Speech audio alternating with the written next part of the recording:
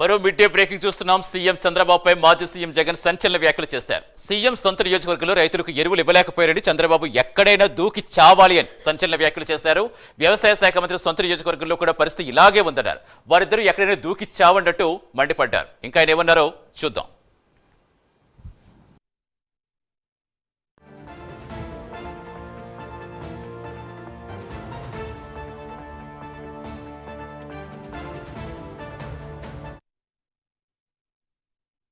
పామూరు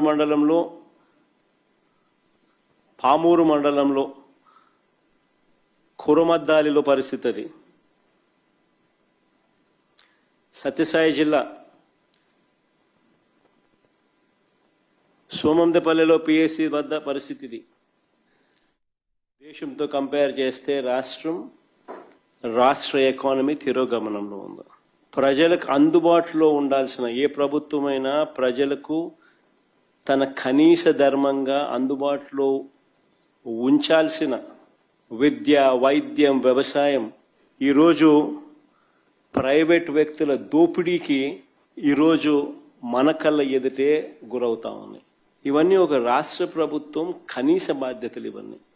కానీ అన్ఫార్చునేట్గా కనీస బాధ్యతలు కూడా ఈరోజు రాష్ట్ర ప్రభుత్వంలో కనపడని పరిస్థితులు. అందుకని అడుగుతా ఉన్నా, అసలు ఈ రాష్ట్రంలో పాలన అనేది సాగుతూ ఉన్నది ప్రజల కోసం సాగుతూ ఉందా, లేకపోతే దోపిడీదారుల కోసం ఈ పాలన సాగుతూ ఉందా అన్నది నిజంగా అర్థం కాని విషయమే. పామూరు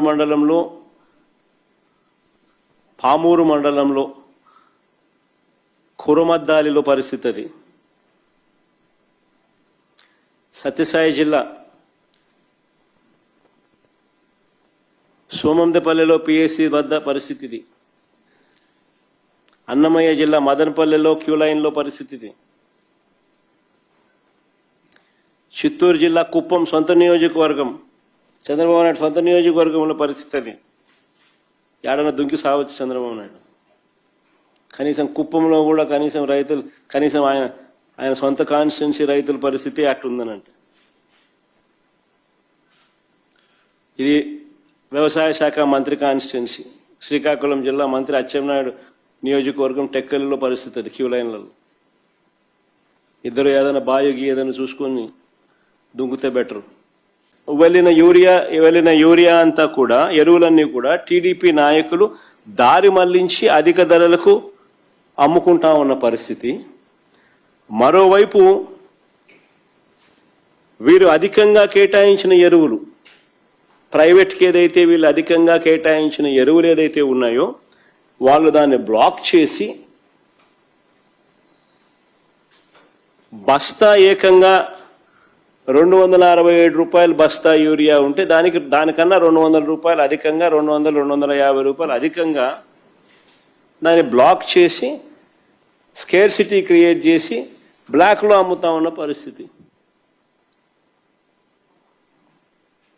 ఇలా బ్లాక్ మార్కెట్లో ఎరువులు అమ్మడం ద్వారా చంద్రబాబు నాయుడు గారు దీన్ని ప్రోత్సహించడం ద్వారా డైరెక్ట్గా భాగస్వామి కావడం వల్ల దాదాపుగా 200 నుంచి 250 కోట్ల రూపాయల స్కామ్ ఇది.